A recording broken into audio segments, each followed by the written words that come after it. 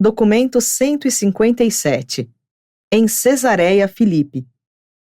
Antes de levar os 12 para uma curta estada na vizinhança de Cesareia Filipe, Jesus arranjou por meio dos mensageiros de Davi para que fosse a Cafarnaum no domingo 7 de agosto com o propósito de encontrar-se com a sua família. Segundo o combinado, esse encontro deveria acontecer na oficina de barcos de Zebedeu. Davi e Zebedeu havia arranjado com Judá, irmão de Jesus, para que toda a família de Nazaré estivesse presente. Maria e todos os irmãos e irmãs de Jesus, e Jesus foi com André e Pedro ao encontro marcado.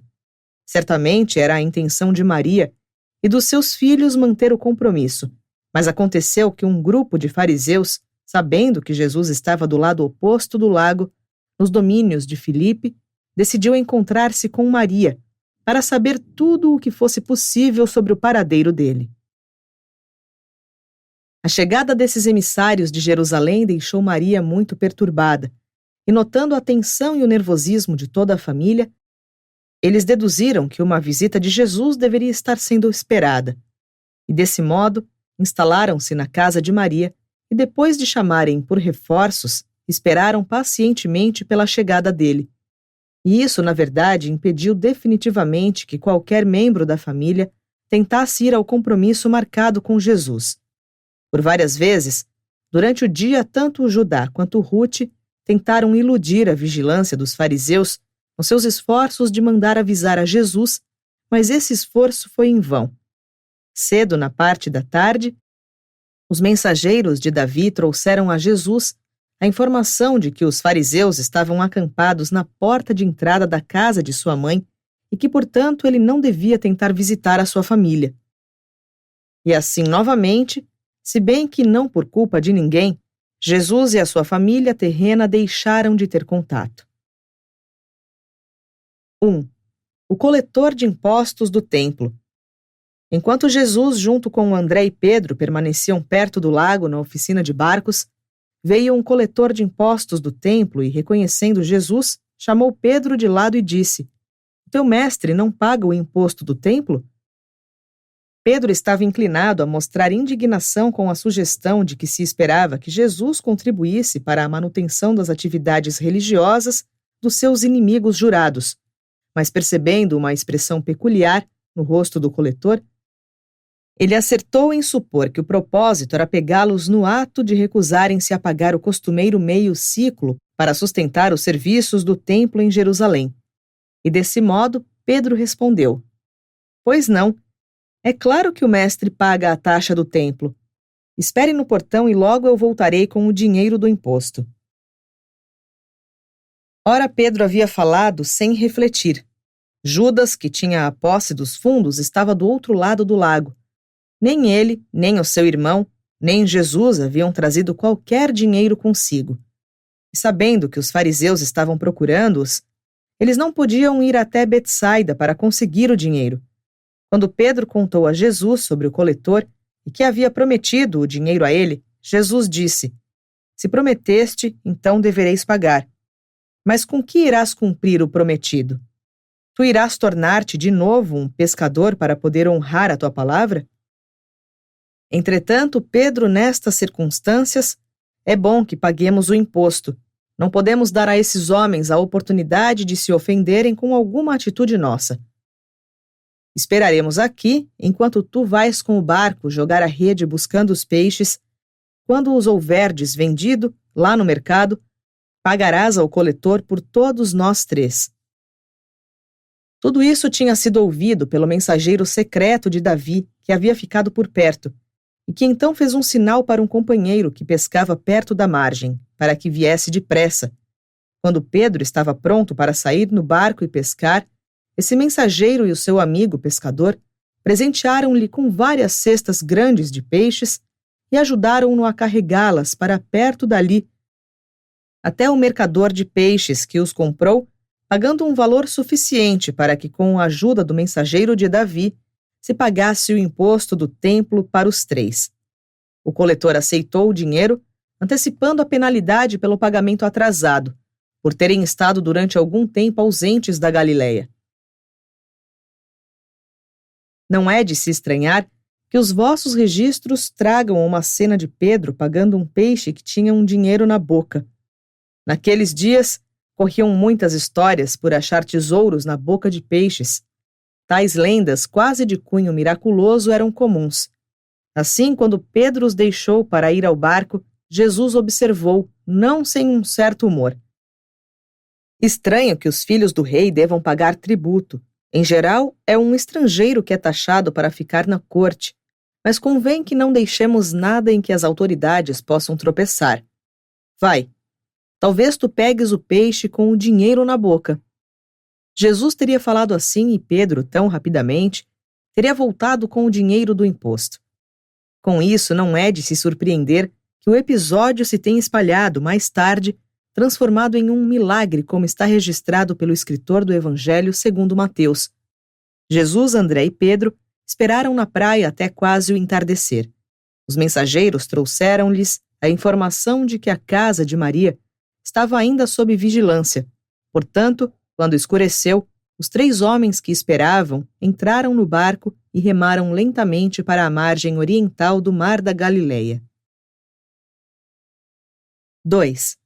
Em Betsaida, Júlias. Na segunda-feira, 8 de agosto, enquanto Jesus e os 12 apóstolos estavam acampados no parque de Magadã, perto de Betsaida, Júlias, mais de 100 crentes, os evangelistas, o corpo de mulheres e outros interessados no estabelecimento do reino vieram de Cafarnaum para uma conferência. E muitos dos fariseus, sabendo que Jesus estava lá, vieram também. Nessa altura, alguns dos saduceus haviam se unido aos fariseus no intuito de pegar Jesus em uma cilada. Antes de ir para a conferência reservada com os crentes, Jesus teve um encontro público no qual os fariseus estiveram presentes e eles incomodaram o mestre com perguntas e procuraram perturbar a assembleia de outras maneiras.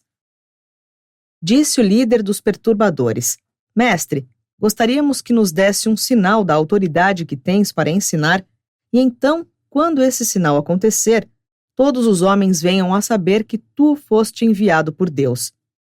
E Jesus respondeu-lhes: Quando for a tardinha, vós direis que fará bom tempo, porque o céu está vermelho.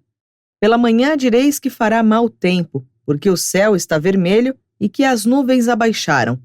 Quando virdes uma nuvem subindo a oeste, direis que as chuvas virão. Quando o vento soprar do sul, direis que virá um calor tórrido. Como é que sabeis tão bem discernir a face dos céus, se sois tão incapazes para discernir os sinais dos tempos? Para aqueles que conhecem a verdade, já foi dado um sinal, mas para uma geração hipócrita e com a mente cheia de maldade, nenhum sinal será dado. E depois de dizer isso, Jesus retirou-se e preparou-se para a conferência da noite com os seus seguidores.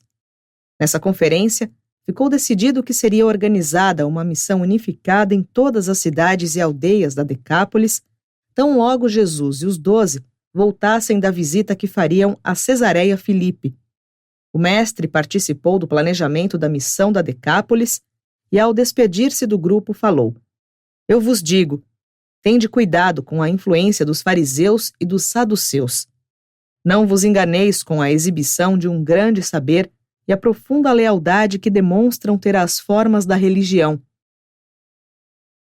Preocupai-vos apenas com o espírito da verdade viva e com o poder da verdadeira religião. Não é o medo de uma religião morta que vos salvará, mas sim a vossa fé em uma experiência viva, com as realidades espirituais do reino. Não permitais a vós próprios tornar-vos cegos pelo preconceito e paralisados pelo medo. Nem permitais a reverência às tradições desvirtuar o vosso entendimento daquilo que os vossos olhos não veem e os vossos ouvidos não ouvem. O propósito da verdadeira religião não é meramente trazer a paz, mas sim assegurar o progresso. E não pode haver paz no coração, nem progresso na mente, se não estiverdes amando de todo o coração a verdade e os ideais das realidades eternas. As questões da vida e da morte estão sendo colocadas bem diante de vós.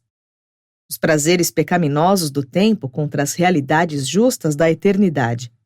E agora mesmo devieis começar a encontrar a libertação da servidão do medo e da dúvida, ao entrardes na nova vida de fé e da esperança. E quando os sentimentos do serviço ao vosso semelhante nascerem na vossa alma, não os sufoqueis. Quando as emoções do amor pelo vosso semelhante brotarem dentro do vosso coração, deveis dar expressão a esses impulsos de afeto, na ministração inteligente às necessidades reais dos vossos semelhantes.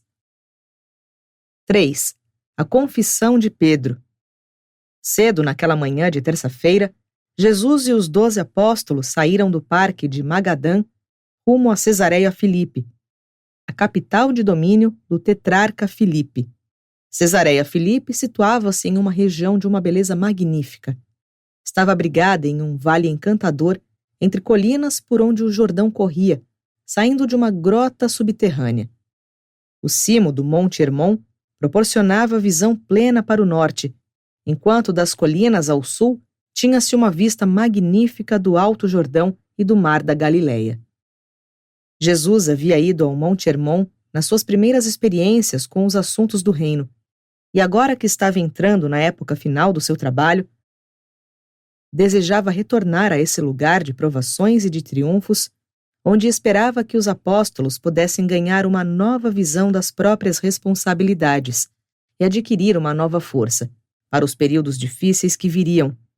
À medida que caminhavam, quando passavam ao sul das águas de Merom, os apóstolos começaram a conversar entre si sobre as suas experiências recentes na Fenícia e em outros lugares, e comentaram como a mensagem deles havia sido recebida e como os diferentes povos consideravam o seu mestre. Ao pararem para o almoço, Jesus subitamente lançou pela primeira vez aos 12 uma pergunta tal como jamais havia feito a respeito de si próprio. Esta foi a pergunta surpreendente que lhes fez Jesus: quem os homens dizem que sou? Jesus passara longos meses treinando esses apóstolos quanto à natureza e ao caráter do reino do céu, sabendo muito bem que havia chegado a época em que devia começar a ensinar a eles mais sobre a sua própria natureza e a sua relação pessoal com o reino. E agora, com eles assentados, sob as amoreiras, o mestre estava pronto para ter um dos diálogos mais memoráveis da sua longa ligação com os apóstolos escolhidos. Mais da metade dos apóstolos participou das respostas à pergunta de Jesus. Eles disseram que era considerado um profeta ou um homem extraordinário por todos que o conheciam e que mesmo seus inimigos o temiam muito, explicando os seus poderes por meio da acusação de que estava coligado ao príncipe dos demônios. Disseram-lhe que algumas pessoas na Judéia e em Samaria, que não o haviam conhecido pessoalmente, acreditavam que ele era João Batista ressuscitado dos mortos. Pedro explicou que ele havia sido, em várias épocas e por várias pessoas, comparado a Moisés, Elias, Isaías e Jeremias. Depois de ouvir tudo isso, Jesus colocou-se sobre os próprios pés e, olhando para os 12 assentados em volta dele, em um semicírculo, apontou com ênfase surpreendente para eles com um gesto expressivo de mão para perguntar: mas e vós? Quem dizeis que eu sou?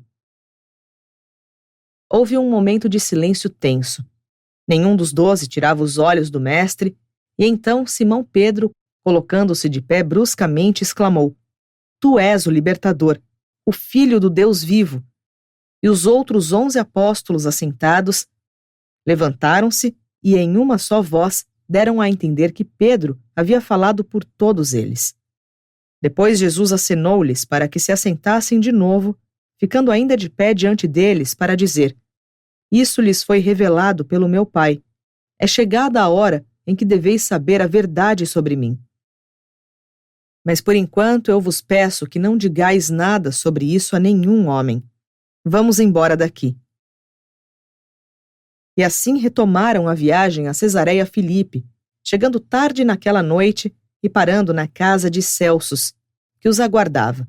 Os apóstolos dormiram pouco naquela noite, demonstravam sentir que um grande fato havia acontecido nas suas vidas de trabalho do reino. 4. A palestra sobre o reino.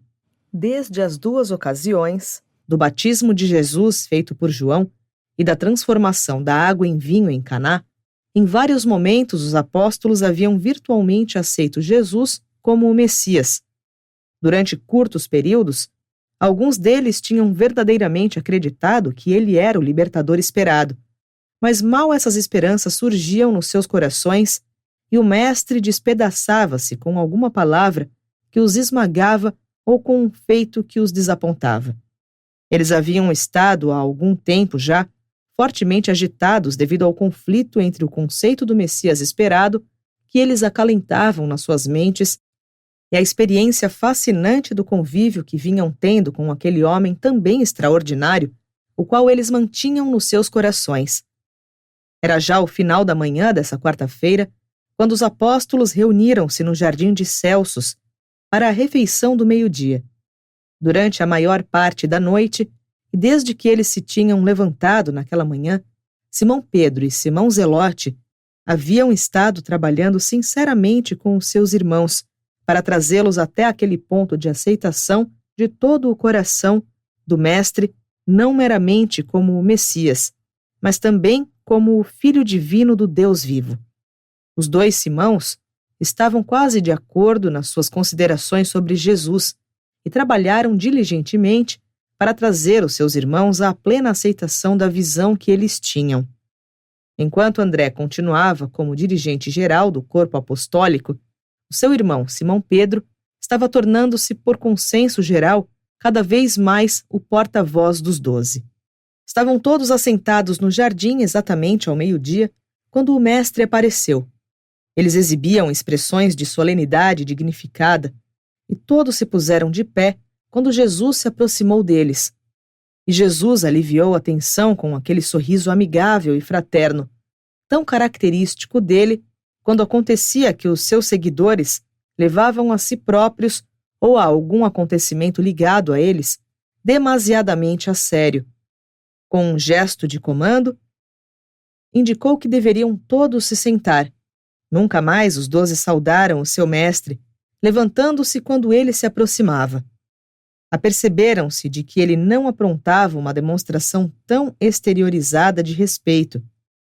Depois de haver compartilhado a refeição e quando estavam empenhados em discutir os planos da próxima viagem pela Decápolis, Jesus, subitamente olhando-os nos seus rostos, disse: Agora que se passou todo um dia, desde que vós consentistes na declaração de Simão Pedro a respeito da identidade do Filho do Homem, eu gostaria de perguntar se ainda vos mantendes fiéis àquela conclusão.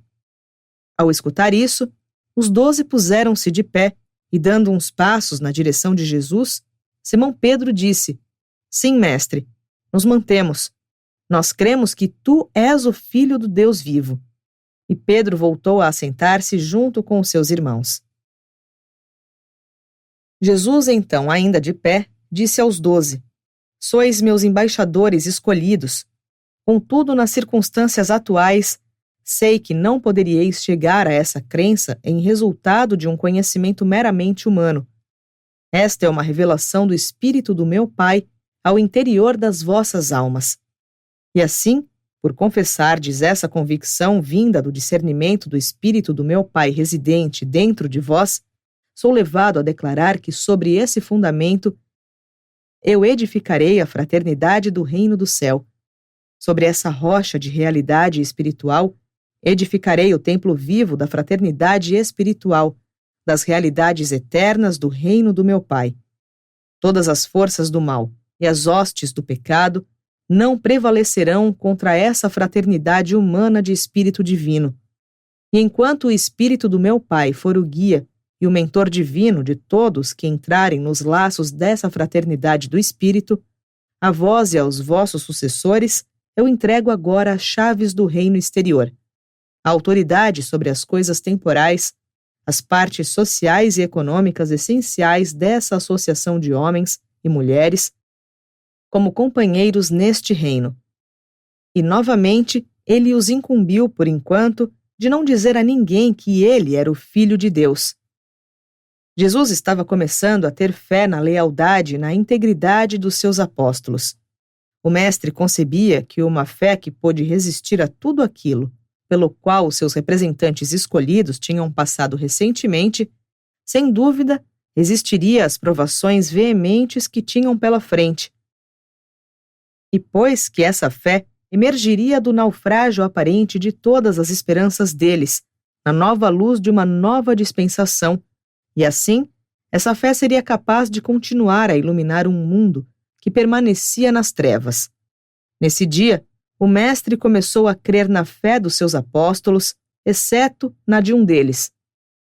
E desde aquele dia, esse mesmo Jesus esteve construindo aquele templo vivo sobre aquela mesma fundação eterna da sua divina filiação, e aqueles que assim se tornaram os filhos conscientes de Deus passaram a ser as pedras humanas, a constituir-se neste templo vivo de filiação, erigido para a glória e a honra da sabedoria e do amor do Pai eterno dos Espíritos. E quando terminou de falar, Jesus ordenou aos 12 que fossem a sós até as colinas, em busca de sabedoria, força e guiamento espiritual, até a hora da refeição da noite. E eles fizeram o que o mestre lhes havia aconselhado. 5. O novo conceito. O aspecto novo e vital da confissão de Pedro era o reconhecimento claro e nítido de que Jesus era o Filho de Deus, da sua inquestionável divindade. Desde o seu batismo e das bodas em Caná, esses apóstolos o haviam, de modos variados, considerado como o Messias. Contudo, não fazia parte do conceito judeu do libertador nacional que ele devesse ser divino. Os judeus não haviam ensinado que o Messias teria uma origem divina. Ele deveria ser o ungido. Mas dificilmente eles o teriam considerado como sendo o Filho de Deus. Quando da segunda confissão dos apóstolos, foi colocada mais ênfase na natureza combinada, no fato superno de que ele era o Filho do homem e o Filho de Deus, e foi nessa grande verdade da união da natureza humana com a natureza divina que Jesus declarou que ele iria construir o reino do céu. Jesus havia buscado viver a sua vida na terra e completar a sua missão de auto-outorga como o Filho do homem. Os seus seguidores estavam dispostos a considerá-lo o Messias esperado. Sabendo que jamais poderia atender àquelas expectativas messiânicas, Jesus esforçou-se para efetuar essa modificação no conceito que faziam do Messias, de um modo que o capacitava parcialmente a satisfazer as expectativas deles. Agora, entretanto, ele reconhecia que um tal plano dificilmente poderia ser levado adiante com êxito. E, portanto, escolheu ousadamente revelar o terceiro plano, o de anunciar abertamente a sua divindade, de reconhecer a verdade da confissão de Pedro e diretamente proclamar aos 12 que de fato era um filho de Deus. Durante 3 anos, Jesus estivera proclamando ser o Filho do homem, enquanto durante esses mesmos 3 anos, os apóstolos haviam insistido cada vez mais no fato de que ele era o esperado Messias judeu. E agora, ele revelava ser o Filho de Deus e que sobre o conceito da natureza combinada de Filho do homem e de Filho de Deus, ele determinara edificar o reino do céu. Jesus decidira não fazer mais esforços para convencê-los de que não era o Messias, e propunha agora ousadamente revelar a eles o que ele é, e então ignorar a determinação deles de persistir em considerá-lo o Messias. 6. Na tarde seguinte, Jesus e os apóstolos permaneceram mais um dia na casa de Celsos, esperando que os mensageiros de Davi Zebedeu chegassem com os fundos. Em seguida ao colapso da popularidade de Jesus junto às massas, ocorreu uma grande queda na receita. Quando eles chegaram a Cesareia Filipe, o fundo de caixa estava esvaziado. Mateus permaneceu relutante em deixar Jesus e os seus irmãos nessas circunstâncias, mas realmente não possuía fundos próprios disponíveis para passar a Judas, como tantas vezes fizera no passado.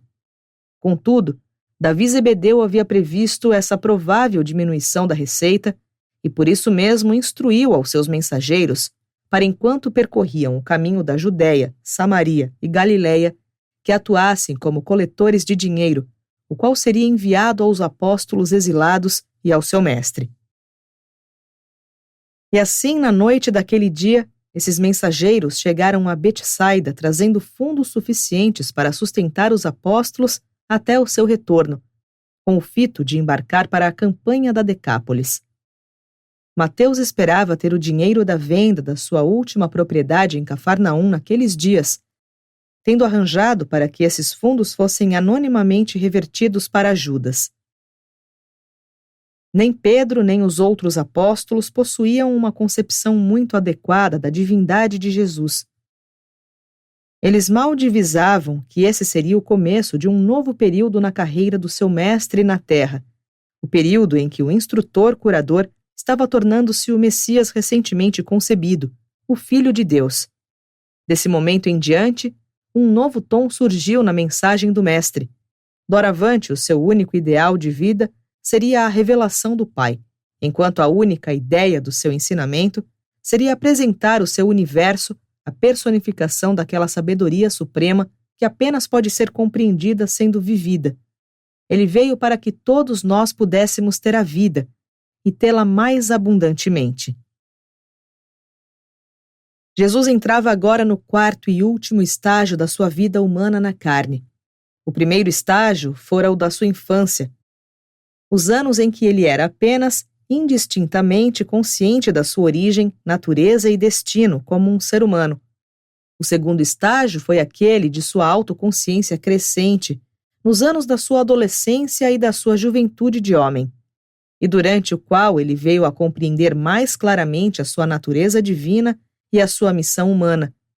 Esse segundo estágio terminou com as experiências e as revelações ligadas ao seu batismo. O terceiro estágio da experiência terrena do Mestre estendeu-se do batismo até os anos da sua ministração como mestre e curador e até a memorável hora da confissão de Pedro em Cesareia Filipe. Esse terceiro período da sua vida terrena abrangeu os tempos em que os seus apóstolos e seguidores imediatos o conheceram como o Filho do Homem, ainda considerando-o o Messias. O quarto e último período da sua carreira terrena começou aqui, em Cesareia Filipe, e estendeu-se até a crucificação. Esse estágio da sua ministração foi caracterizado pela sua declaração de divindade e abrange as obras do seu último ano na carne. Durante o quarto período, enquanto a maioria dos seus seguidores ainda o considerava o Messias, Jesus se fez conhecer aos apóstolos como o Filho de Deus. A confissão de Pedro marcou o início do novo período, o da compreensão mais completa da verdade como um filho auto-outorgado em Urântia, mas cuja ministração suprema de filho abrangia um universo inteiro, e pelo reconhecimento desse fato, ainda que nebulosamente da parte dos seus embaixadores escolhidos.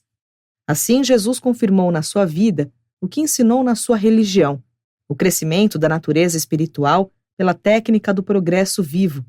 Ele não colocou ênfase, como o fizeram os seus seguidores posteriores, na luta incessante entre a alma e o corpo. E ele ensinou mais que o espírito era facilmente um vitorioso sobre ambos, além de ser eficiente na reconciliação proveitosa de grande parte dessa batalha entre o intelecto e o instinto. Um novo significado acompanha, então, todos os ensinamentos de Jesus. Desse ponto em diante, antes de Cesareia Filipe, ele apresentara o Evangelho do Reino como um mestre instrutor.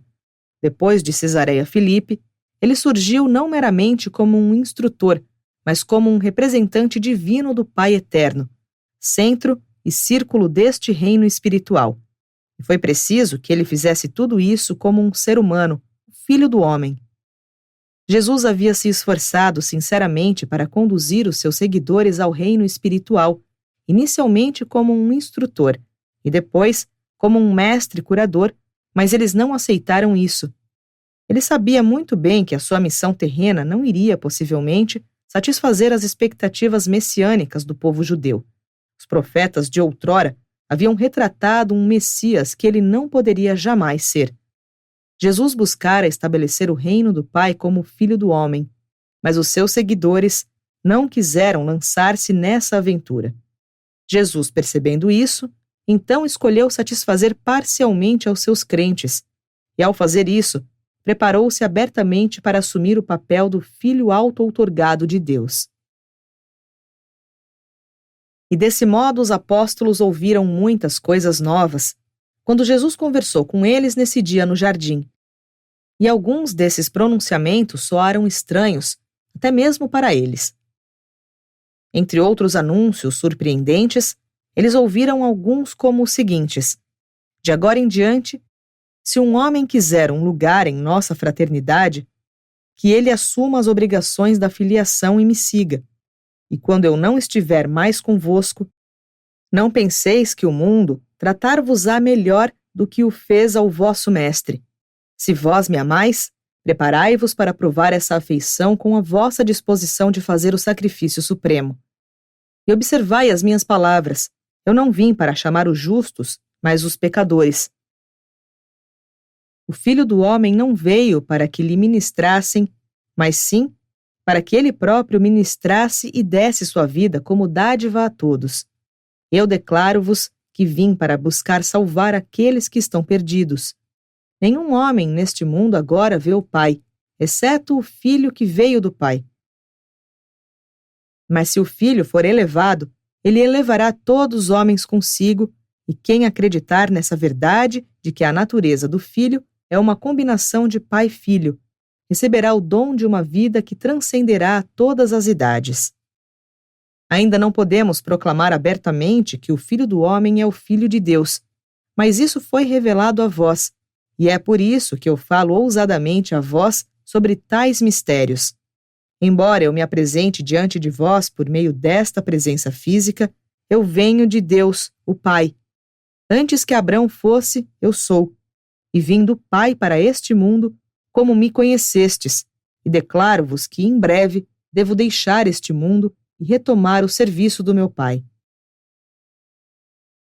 E agora, em face das minhas palavras, poderá a vossa fé compreender a verdade sobre a qual eu vos estou prevenindo, de que o Filho do Homem não irá satisfazer as expectativas dos vossos pais, nem ser o Messias como eles conceberam? O meu reino não é deste mundo. Podeis acreditar na verdade a meu respeito, diante do fato de que, embora as raposas tenham tocas e os pássaros do céu tenham ninhos, eu não tenho onde repousar a minha cabeça. Entretanto, vos digo que o Pai e eu somos um. Aquele que me tiver visto, terá visto o Pai. O meu Pai está trabalhando comigo em todas estas coisas, e ele nunca me deixará sozinho na minha missão, do mesmo modo que nunca eu vos abandonarei, quando em breve sairdes para proclamar este evangelho pelo mundo.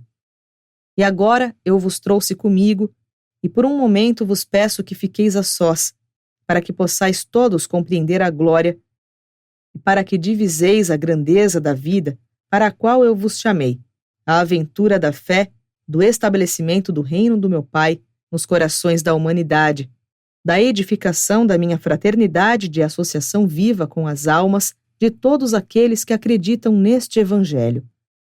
Os apóstolos ouviram essas declarações ousadas e surpreendentes em silêncio e ficaram atordoados. E se dispersaram em grupos pequenos para discutir e ponderar sobre as palavras do Mestre.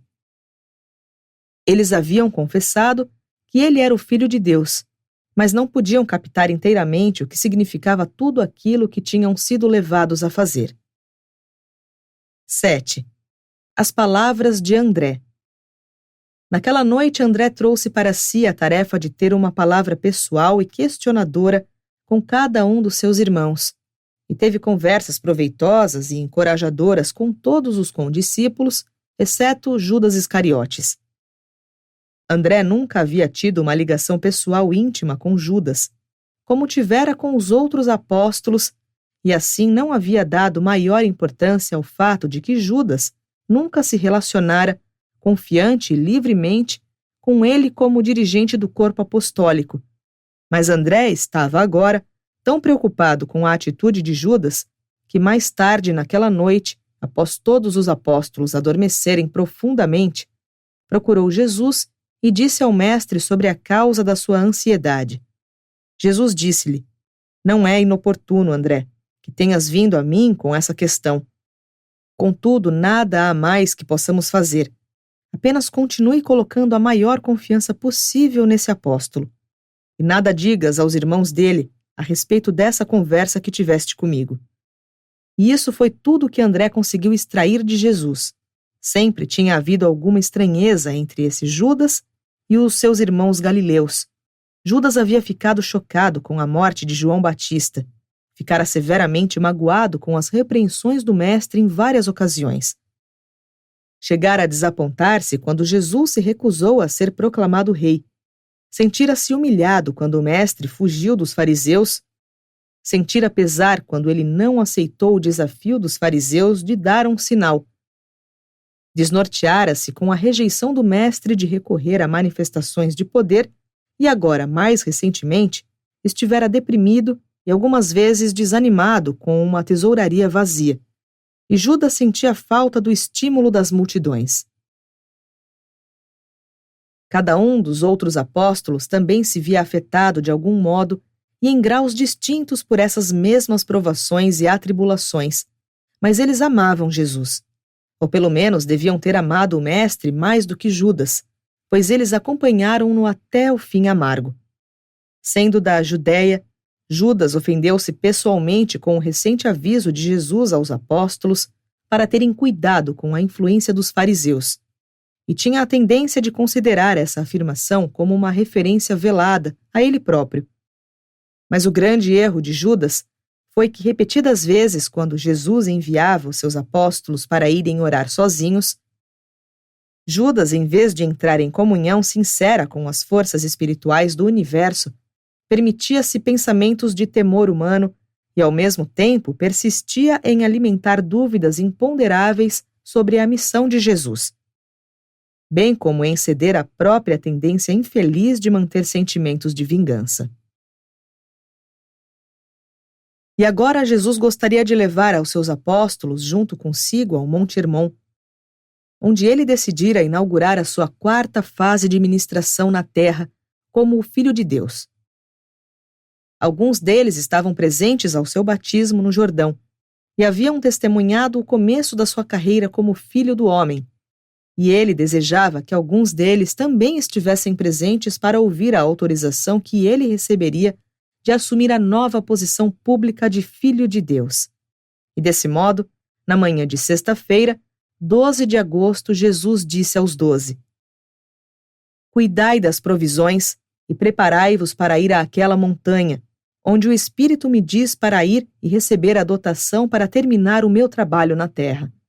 E eu gostaria de levar junto comigo os meus irmãos, para que também eles possam ser fortalecidos para os tempos difíceis, durante os quais me acompanharão até o fim desta experiência.